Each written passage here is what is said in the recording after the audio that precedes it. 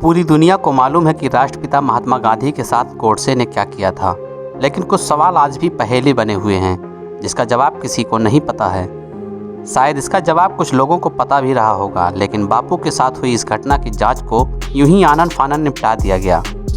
सच तो यह है कि राष्ट्रपिता के साथ हुई इस घटना से जुड़े कई पहलू ऐसे हैं जिन पर कभी चर्चा भी नहीं हुई। पहला, 3 आरोपी गंगाधर दंडवते, गंगाधर जादव और सुरदेव शर्मा को आज तक गिरफ्तार क्यों नहीं किया गया। दूसरा, अमेरिका के फॉरेंसिक विशेषज्ञ के हवाले से कहा था कि गांधी जी के शरीर पर 3 नहीं 4 निशान थे, तो आखिर चौथी गोली किसने चलाई थी। तीसरा सवाल, पुलिस गांधी जी को अस्पताल लेकर क्यों नहीं गई, उन्हें बिड़ला हाउस में ही क्यों रखा गया। नाथूराम गोडसे ने अपने इकबालिया बयान में साफ साफ कहा था कि गांधी जी के साथ हुई इस घटना का जिम्मेदार सिर्फ मैं हूँ, इसमें कोई ना तो शामिल है और ना ही कोई साजिश रची गई। इसलिए गोडसे ने माना था कि उसने गलत किया है, इसलिए उसे मिलनी चाहिए। इसी आधार पर गोडसे ने जज आत्मचरण के फैसले के खिलाफ अपील भी नहीं की। यह अलग बात है कि नाथूराम गोडसे ने बाद में दूसरे आरोपी अपने छोटे भाई गोपाल गोडसे को बताया कि शुक्रवार शाम 4:30 बजे मैं बिड़ला भवन के दरवाजे पर पहुंच गया था। मैं 4-5 लोगों के झुंड के साथ रक्षक को झांसा देकर अंदर जाने में कामयाब रहा।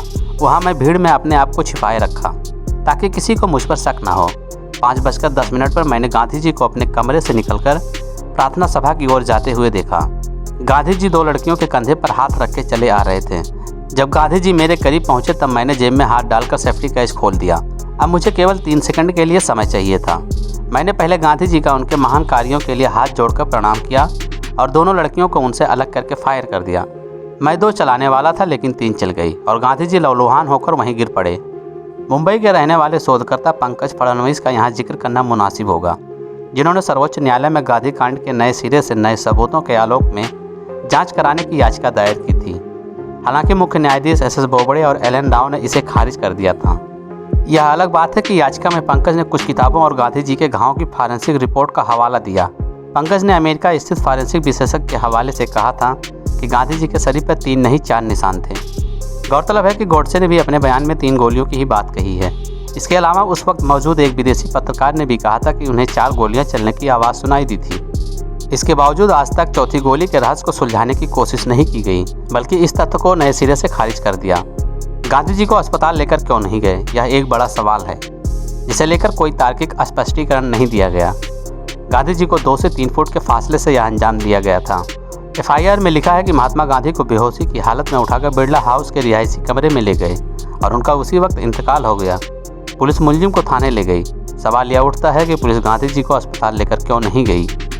इसके बजाय उन्हें लगभग 4 घंटे तक बिड़ला हाउस में ही क्यों रखा। उन्हें वहीं घटनास्थल पर ही मृत घोषित कर दिया गया और उनके पार्थिव शरीर को उनके आवास बिड़ला हाउस में ही रखा गया।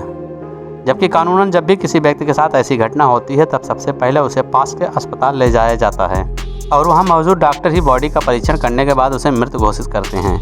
इसके बाद गांधी जी के पार्थिव शरीर का पोस्टमार्टम भी नहीं किया जाता है। इस तरह आज भी चौथी गोली का रहस्य बरकरार है।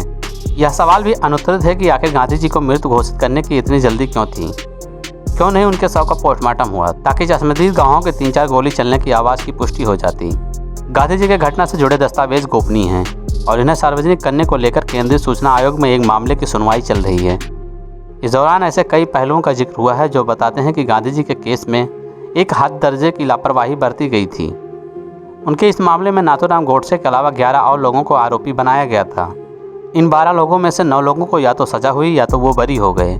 सरकारी रिकॉर्ड के मुताबिक 3 आरोपी गंगाधर दंडवते, गंगाधर जादव और सुरदेव शर्मा केस चलने के समय से ही फरार हैं।